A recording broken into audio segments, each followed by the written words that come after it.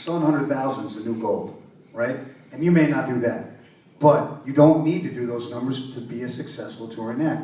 Currency sells less than 100,000 every time, but he tours like crazy. And he's good for 2,500 tickets in every major market, and he can do 100 plus shows a year. He can come to New York 4 times a year and play a 2,000 person venue and sell it out every time. And that's without ever having a hit record. Reason being, he is a touring act the way a rock band is. And I think when I look at your career, I see you as one of those guys. It's also you've opened for big groups before. You were out on the road with the Beasties. I saw that. And I think that you steal fans every time you get those opportunities.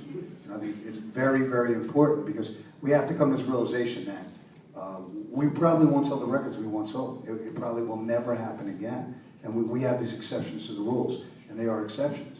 You know, I mean, let's take even like the Black Star record, right? What would a new Black Star record sell today? 5,000 copies. No. 10,000 copies. More than that. I'm sorry, we're talking about within the first couple of months?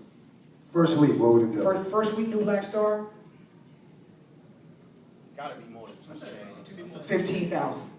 No. That's a real number. That's about right. I'd say a little higher, but something like that. Depending on how who we we set up. partnered with, Right. maybe the highest would be 20, 25,000. And that would be like first week. At least 30. At least 25. Yeah, that's not realistic. It's not realistic unless they had a hit record. 2006 it would be. It would be. Right now it might be less. You're right. And depending on the setup, but that's something we have to take into account. I mean, All right, check this out. My record, Gutter Rainbows. Put it out digital only in the States. No physical product at all.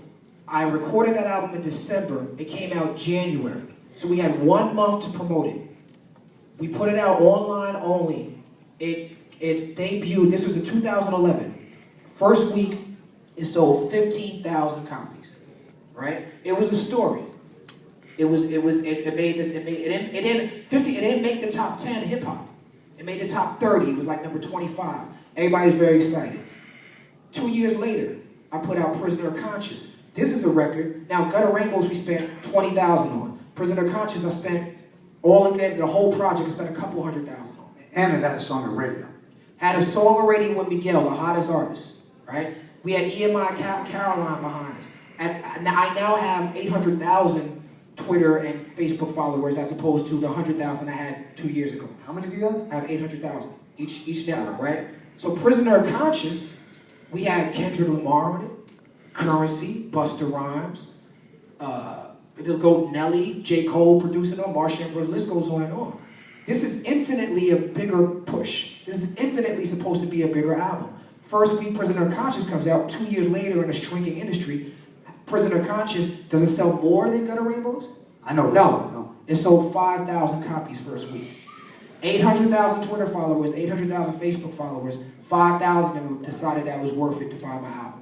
So what do you do in the face of that? Well, what you do is you don't get discouraged. You realize that it's not you, it's the industry. You know, and it's like, you know, fans can talk all the shit they want. The numbers say you're not supported. You know?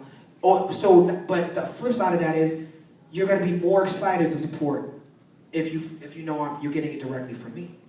I think so. I believe that's it's not just the shrinking in the industry is why Gutter Rainbows did better, but Gutter Rainbows, the push of that was it's my independent album. It's a cultural shift. People